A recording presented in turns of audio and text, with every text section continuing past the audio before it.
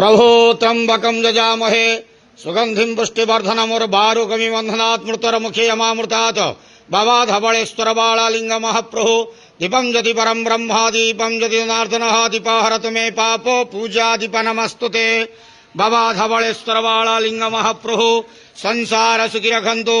आज आषाढ़ मास कृष्ण पक्ष त्रयोदशी तिथि शुभ सोमवार रे समस्त श्रद्धालु भक्त मानू श्रीपद करंतु मनस्कामना पूर्ण करंतु कर्म क्षेत्रोन्नति करंतु ग्रहरिष्ट खंडन करंतु जगतर मंगल करंतु विश्वर कल्याण करंतु आपणकर नाम प्रकाश करंतु सेवकर डाक श्रवण करंतु समस्त गुआवसा भक्त मानकर मनस्कामना पूर्ण करंतु।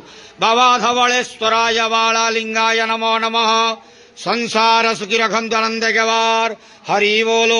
आज आषाढ़ मास कृष्ण पक्ष त्रयोदशी तिथि शुभ सोमवार रे समस्त श्रद्धालु भक्त मानू श्रीपद करंतु आनंद गवार हरि बोलो।